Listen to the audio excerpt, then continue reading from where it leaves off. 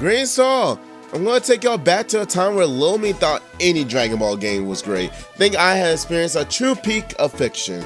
Was I wrong about it? Because 11-year-old me assumed that Legacy of Goku 1 was a fun game. Either I was snorting some good, pure dopamine,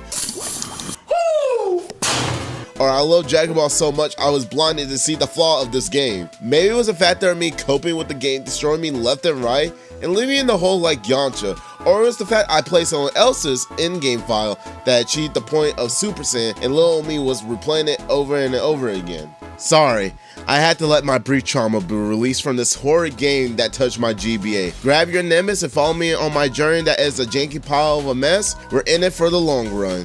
Now, I'm sure everyone knows what Dragon Ball Z is. I will hope so, as this has been ingrained in pop culture media, a large influence in the Western audience, constant reference in different aspects to whoever. For me, I grew up with Dragon Ball Z on Toonami that played on the afternoon evening block on Cartoon Network. Sitting down, enjoying my cereal late night evening, watching Goku charge the Spirit Bomb, or getting straight hands for the episode. There was no in between. Yet, 11-year-old me was glued to that screen. You had to drag me out of my room believing I could fight my own mother, but only ended up getting belt to ass and flying across the hall.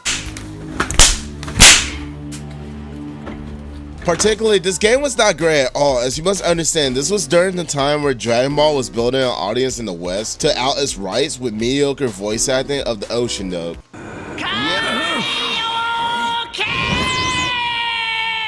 Yeah, we were truly in a bad place of time to truly gas early anime dubbing back in the day, and the early Dragon Ball games dubbing weren't much better, let me tell you. Yet we started moving into better for Dragon Ball, to animes, movies, mangas, games, to better dubbing under Funimation, or referred to now as Crunchyroll, I believe, and other development teams to work on their games. Now, I won't lie, we had our ups and downs with the series. If you know how I started with my channel, it was from playing Dragon Ball. So I like to believe I have a bit of knowledge under my Giga Chat otaku bringing back Dragon Ball. So this video is going to be a lot of negative opinions, and I'll do my best to explain why I think this way, while giving some props when credit is due. And I apologize to the creators, the developers, and whoever else worked on this game, because this is going to be a lot of negatives.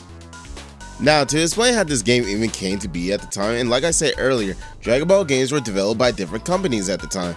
In particular, this company named Webfoot Technologies. Who are Webfoot Technologies? They're the one that brought us greatest hits like My Little Pony Pinkie Pie's Party and Hello Kitty's Party Pals. What? We're already getting straight into it, aren't we? So, we gotta say that barely has many games under its belt, and that seems to have gotten a hand on a popular IP like Dragon Ball, but at least it made two other classical games that are better than this one on the GBA's library. And I mean, I'm all in for a different suit, put a new touch in genre ideas, and want to change the formula for an IP. I want to believe during the time, there weren't many RPG Dragon Ball games released at the time. Dragon Ball Legacy of Goku was released on May 14, 2002 for GBA. Apparently was the one of the first games to not be released to the Japan market, which is weird because researching this game for the video, not a lot of information for development was given, and it was held to find any on the team who actually worked on it. It's like the instant transmission off the fucking planet, like they were hiding their shame about making the first game. And to be fair, this game wasn't even well received by journalists, as they all around have been listed between mediocre scores to almost bad reviews, which I mean, I understand. This game is straight buns, as we haven't even gotten into the gameplay or what makes this game painfully mediocre yet.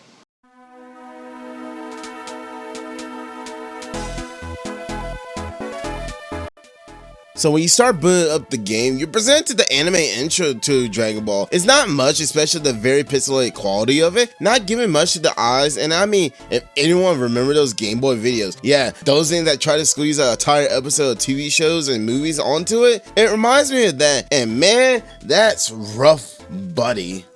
As this game is titled The Legacy of Goku, you think we'll experience the great adventure of Goku and friends, right? Well, no, we're not, and I'm saying this now, this game skips about 70% of the adventures and apply their own filler into the game, because if you're a longtime Dragon Ball Z fan, or one that plays the game, one should understand the story because it has been slapped into every Dragon Ball game media possible. You will understand how bad the pacing for this game really is. What do I mean by that? You may be wondering, well, you expect to play as anyone that is not Goku, you're not having it. So no Piccolo, no Gohan, no Krillin, no Vegeta, or any other Z-Fighter that was in the early saga. This is the problem that is fixed and polished upon later titles in the series. What makes this all worse is the fact that you know anything about the early saga of Dragon Ball games, where it only goes through the Saiyan saga to the Namek sagas, and sometimes depending on the Android saga, but this isn't the case this time around for Legacy of Goku 1, which the majority doesn't apply with Goku. And yes, I did some research for myself to make sure I wouldn't bullshit the script and see that I'm not lying to y'all. He was only approximately in 63 of the episode, but if we factor in more to the equation of the actual focus episode of Goku, he only appears in 11 episodes, and oh my gosh, that's bad, like bad. I really had to point out how bad this game's pacing truly is, and that without me getting into the game properly yet, this is one of many flaws that are just on the surface level. What about the stations, the combat that are ingrained into, the dialogue that develops the characters for them to be memorable, that makes the RPG experience? And I'm gonna be honest with y'all, it's not much.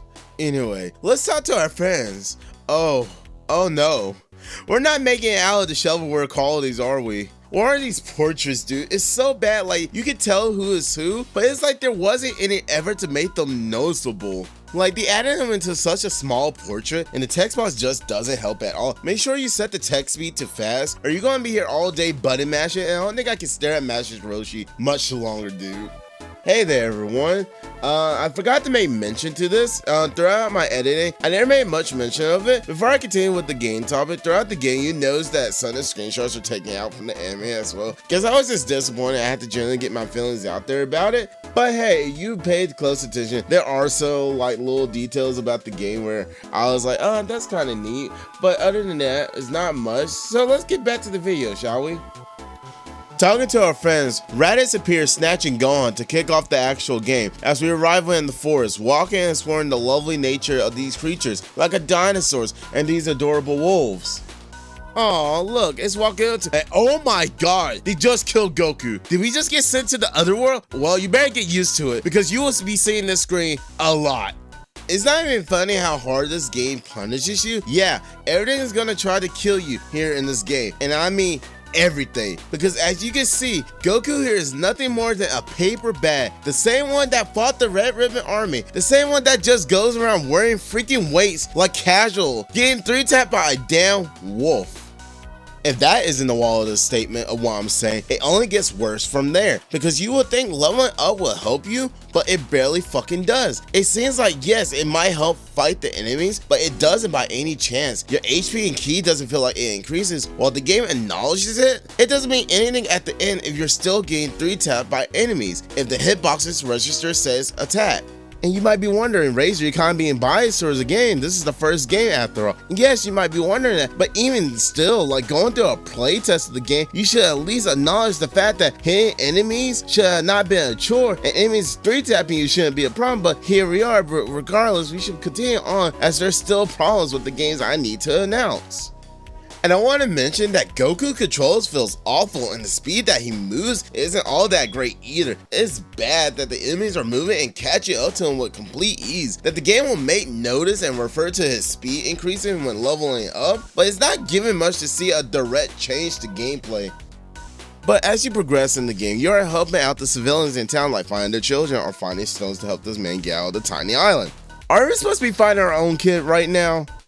And just know, this is gonna probably be the motif of the whole entire game. You help people, you collect stuff, and you move forward. That's pretty much the legacy of Goku's story beats, if I'm gonna be honest, gameplay wise. And it really doesn't amount to running and fighting and punching for your dear life. After helping the people, we learned the solar flare that will be your best friend in the game. Moving forward, we move to our first bosses. Wait, Mr. Piccolo, you been here? So you could have done something, right? I won't lie, I wouldn't want to help either if I was in a bad game too, Mr. Piccolo. I can't even call these bosses, it doesn't feel like it, not gonna lie, because these just feel like super suit enemies. They don't show no HP bar to indicate how close they are to defeat. We fight Raditz and we start to use the solar flare, lock him in place, stunning him and hitting him when we can until he is defeated, and the cutscene plays afterwards. Yes, if this game can cheat, we can too to a degree, I guess. But on a positive note that I could give this game, if you save and you die, you get full recovery to your health. If you don't save, you'll be sent back to wherever you save because you don't have that autosave, baby. And if you die without making any saving to that game progressively, you'll be sent back to the start of the game, to the main menu, and you'll be started back to the beginning of the game. And that happened to me when I had my first playthrough, and I was very upset because I forgot. Re-arrive in Otherworld. Being dead, we move ourselves to get stronger before the two Saiyans arrive. And no, we don't get to see our friends get assaulted at this time. Because why would this game allow us to do that? Fuck you, that's why. Anyway, as we need to travel upon Snake Way, which is cool, we didn't get to see the Snake Princess, who only shows up in the anime. It was on for a brief period, which I admit is very subtle, but appreciation to the game doing something a bit left field. So I'll give the game and the team credit when it's due, as it does try to be unique in its own way. Not much, but it's decent enough for a small clap gesture. Skipping over to the next area. Yes, I promise you this is what happens. Goku literally slips and falls off a Snake Way. Yes, this happens, and you want to believe me, here's the image that they had for it. Mind you, the image that they had graphed is the one where he was asleep and fell off a Snake Way, and they even have the truck on here. But not even that, the most bizarre part of this map is that the enemies here are the kamikaze ghosts. Yes, the ones that are used by Go tanks. This game is just hurting me mentally, and I refuse to try to understand the construct of this game. It's laughable, and assuming that they rushed through to add things for it to make up the lost filler and time of the game, we end up finding some friendly ghosts, eating an apple, and catching a guy to arrive at King Kai's place, and we proceed to train in 20 seconds, arriving in the city, where Goku's power level is equivalent to a gun. Guess this brings a new tighter standard to Death Battle's power level system. Someone called Superman and let this man know he's finding a fraud. I'm joking, don't flame me in the comments. I'm just a guy on the internet with bad jokes and bad takes. We arrived to fight Nappa and Vegeta, and we put the all-powerful solar flare and the straight beaters on them with an anticlimactic finale.